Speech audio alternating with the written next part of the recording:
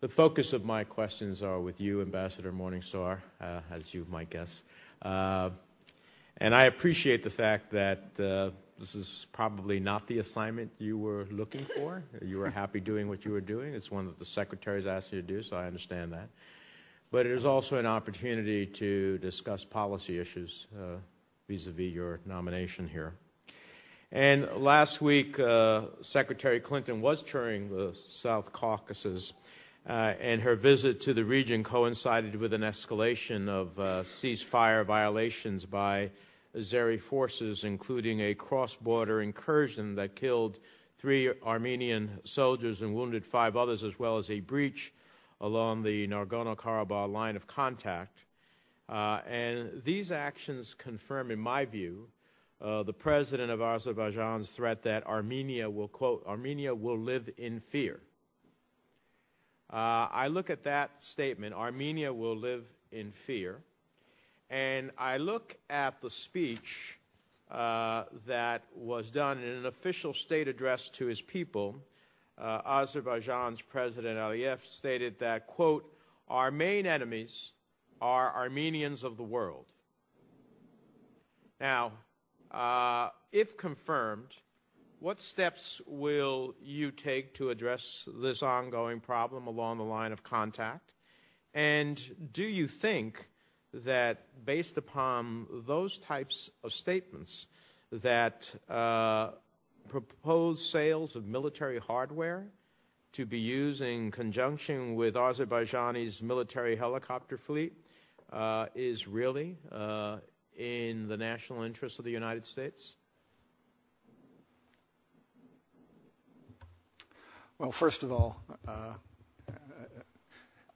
let me just even preface my comments by, just one thing. I want to make very clear that I'm very happy and excited to go to Azerbaijan, and it is a country that is extremely important to our national interest, and I'm looking forward to being there. Duly noted for that. Secondly, when I'm in Baku, if I'm confirmed, and when I deal at the highest levels of the government, whether it be with the president or the foreign minister or the like, I will follow administration policy, but I think I can say that, and work also with Bob Bradke, our Nagorno Karabakh negotiator, very closely.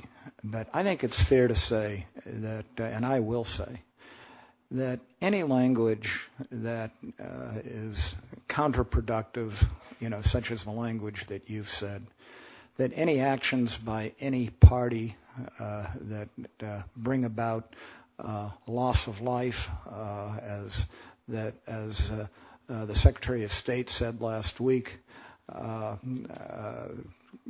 create increased tension, can create escalation that can have unpredictable and unforeseeable consequences and make even more difficult the task of achieving a settlement in Nagorno-Karabakh. I will do everything that I can, looking at it from the Azerbaijan side of things, if confirmed, to discourage that and talk about how unacceptable that is. And I think that that goes without saying. And it's important. I think it's critically important. I don't think any party should inflame the situation by either unhelpful rhetoric or by escalating tensions through actions that result in tragic loss of life. With respect to the question of the sales of military hardware, it raises a difficult issue, but something that we have to pay, I think, incredibly close attention to. And I think we have to comply strictly with the waiver provisions under Section 907. I think we also have to recognize that Azerbaijan does live in a difficult neighborhood.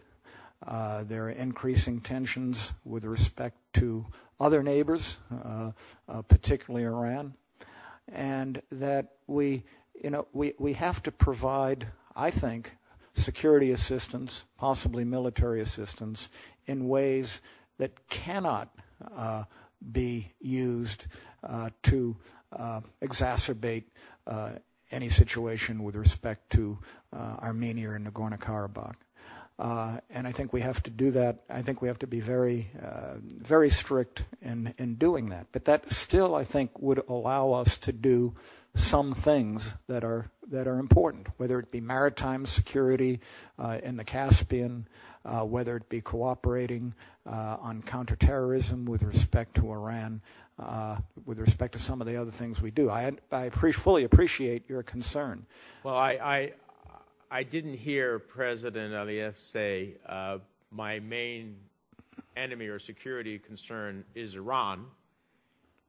He said my main enemy, or our main enemies, are Armenians of the world. And so when we are talking about giving military or selling military hardware to the Azerbaijanis, I think about what the Helsinki bottom lines are. When I asked a similar question to former Ambassador-designee Mr. Bryza, because there had been another incident where 4 Armenians had been killed, he reiterated the 3 pillars of the Helsinki Final Act: non-use of force or the threat to force, the principle of territorial integrity, and equal rights and self-determination of peoples. Well, non-use of force or the threat to force, obviously that gets enhanced by giving military hardware to the Azerbaijanis, especially when they say our major enemy is the Armenians of the world. I have a real problem with us going ahead and selling military hardware to the Azerbaijanis based upon what has happened. It didn't say the Iranians are our threat. Let me ask you, if I may, with the indulgence of the chair, 2 other questions. One is, why wasn't Azerbaijan's demolition of the Christian Armenian cemetery in Jufa included in the State Department's International Religious Freedom Report? Do you know? No, I don't know, but I can say that if I am confirmed and if I go to Baku, I will make every effort to visit that cemetery. That any kind of desecration such as that is, unacceptable, outrageous, and I will do my best to get there and see it. So, do I take your response to mean, and correct me if I'm wrong, that if confirmed, you will personally travel to Jufa to investigate the destruction of the cemetery? I will make my best effort. Well, I would assume that your best effort would only be impeded by the Azerbaijanis not letting you go. I want to try to understand what your best effort is. You're going to do everything possible to go? Yes. Okay.